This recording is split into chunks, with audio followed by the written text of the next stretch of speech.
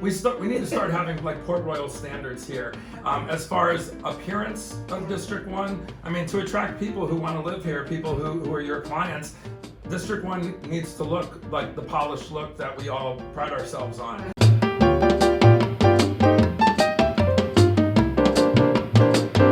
Really, Mary? To redo the Collier Boulevard I-75 you know, where you go to Collier and turn up. So all that has a plan for a redesign. Over the last few years, FDOT has just pushed it down. It's 2021, then it's 2023. That they just pulled it forward 2022.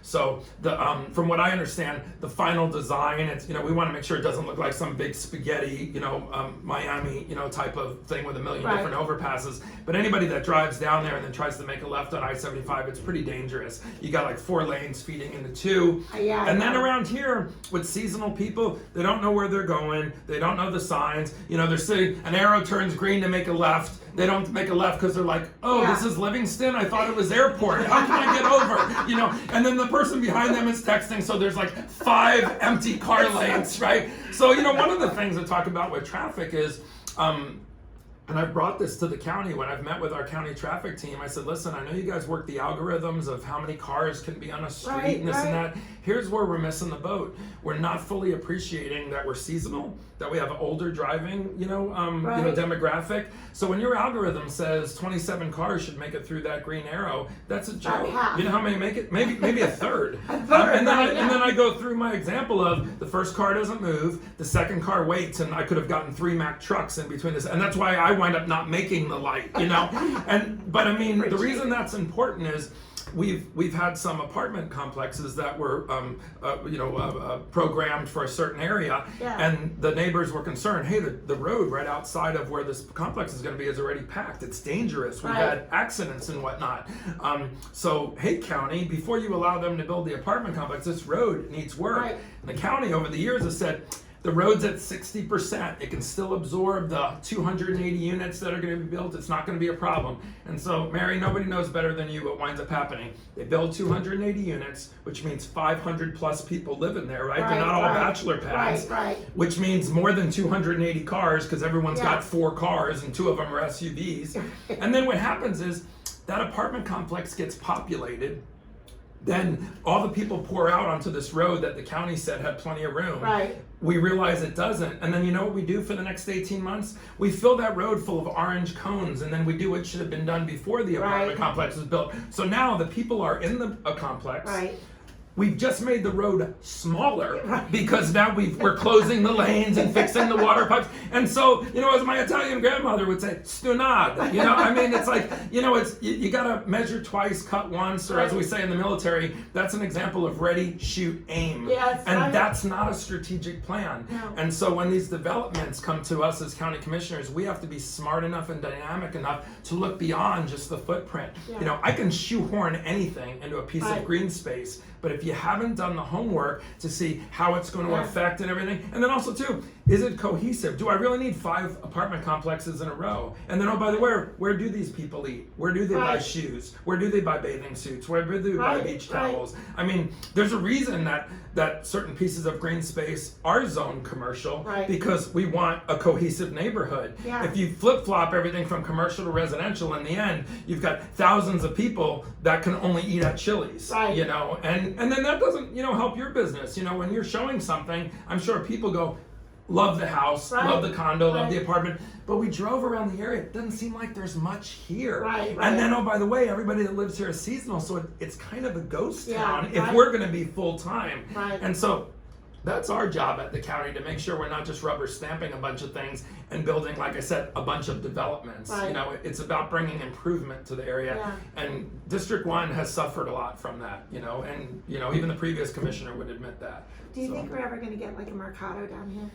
You know, I mean, when I use Mercado and Fifth Avenue is not an example of what everything should look like, but the reason I love a Mercado and a Fifth Avenue is it has that cohesion, it has a look, it has a feel to it. Everything necessarily can't look like that, but do you want everything to look like the stretch on US 41 in District 1? No. So, you know, it's about finding that balance. here's the problem, and I don't know if you're still filming and maybe you don't need to, but you can if you want. This is all fine. Here's the reason why we struggle here in District 1 to get those things. You know, I just did a big town hall meeting at Verona Walk, and everyone's like, we want a Trader Joe's, we want a Target, we want this. Do you know the reason why it's hard to get those name brands? No, why? Because when a Steinmart goes out of business, the corporate people that own all those other places, they take notice of that. Yeah. And a Steinmart is a huge company that normally, if they have a store that is doing poorly, they'll float that store because it makes their brand look bad when it goes out of business. Yeah. Steinmart caters to an older clientele. Right. And you know what? A Trader Joe's, all the places that sit in Mercado, they watch Southwest Florida, they watch Collier County, they watch the different districts. And I can tell you, in their boardrooms, conversations must be something like, wow, if a Steinmart can't make it in Southwest Florida where you have, where we cater to the Marco type resident, the Isles of Capri, let's take our time opening up a Trader Joe's or opening up, a Macy's or even, some restaurants and things like that. So part of us attracting like a Mercado type setup, because don't forget, those things aren't cheap to build. Even look at the outlet mall on your way to Marco. Right. That's a mini Mercado. Yeah. Why is that thing out of business? He's not out of business. He's commercial condoing. Yeah. Well, he's trying to. Yeah. He's trying to.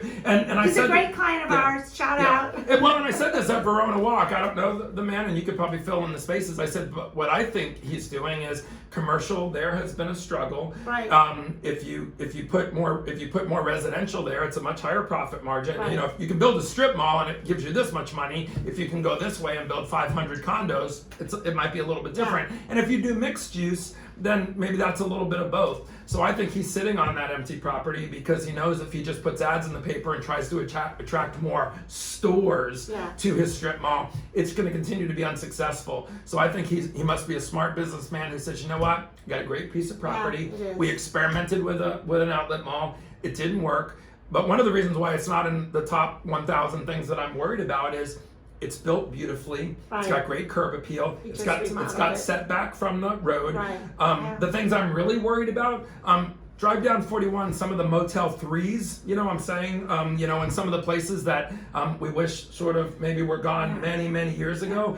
Those are the things that have more of my concern, that don't bring cohesion. And so I'm not saying, all of a sudden, oh gosh, we tear all those places down, but those are areas that we should be focused on raising up. We'll see what happens with that outlet mall, and I'm sure he's looking for the right type of buyer, and then we'll see what the plans are and whatnot, because I want something there that's going to be successful. But I'd rather see, there's people sometimes that get disappointed because they see all those stores empty, and I say, listen, be careful what you wish for. I'd rather see a beautiful architecture type mall with great curb appeal. He cuts the grass, he trims the trees, and I'd rather see that sit empty than try to shoehorn in the wrong thing just to put something there quickly that's not going to survive. So it's about us working together and attracting businesses, residents also too. We need customers here, and you need a little bit of everything. But we've got some work to do, in District 1. But also as a county commissioner, I'm not just focused on District 1. All 5 county commissioners vote on everything in every district.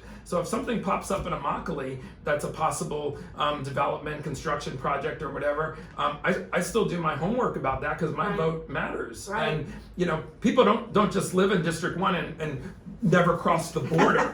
So I want District 1 people to go to Port Royal, go to the Naples Pier, go to Immokalee, go to the shops at Waterside and see good things. And what I also would like to see, and I think we have a lot of work to do, is all 4 districts sort of having invisible lines where they all look cohesive. Not that you leave District 4, Fifth Avenue, and then you continue east down 41, and then all of a sudden you're in District 1, and it's like, that's where you buy all your auto parts. We can have some nice things as well, and we have a lot of people that live on this end. And as you know, Mary, sometimes the older clientele, they think driving 8 miles. I mean, I'll talk to my neighbors and I'll say, I had dinner at Mercado, and they'll go all the way to Mercado. And wow. Yeah, I mean, you have people at Marco that think crossing the bridge, they need a passport, And so, we've got to pull some things closer to East and South Naples so people have choices. But those businesses that we're looking to attract, those restaurants and the things that we just mentioned here, they're going to be hesitant to come here if they see other businesses before them that weren't successful. And there's a lot of reasons for that, but we can't just blame COVID. Some of the things that I can point to right now failed well before COVID. Yeah. So, that's where we work together, and, that's why I'm a full-time county commissioner. I know some of the other commissioners hate this when I say it, because they're like, well, we're full-time. I'm not an attorney. I don't own millions of dollars in real estate. I'm working 7 days a week as a county commissioner,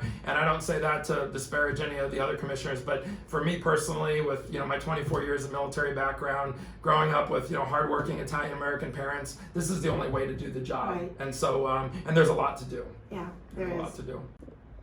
So, you've heard it here from Rick, our LoCastro, our county commissioner for District 1.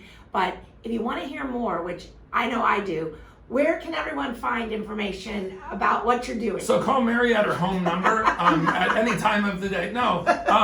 So you can find me at www.ricklocastro.com. But more importantly, I'm all over Facebook. I'm all over Instagram. Just type in Rick LoCastro. You're going to find me on every Facebook post. I have my email address, my personal cell phone number, and if you call it, I answer it. It's the cell phone that's in my pocket. I answer all my own emails myself. Nobody else has access to my inbox. So be patient. Sometimes I get 300 emails a day, but through good military training, I can go through emails fairly quickly and help to solve problems. So reach out. I work for you. You're my boss, and I want you to be proud of all your county commissioners, and I'm certainly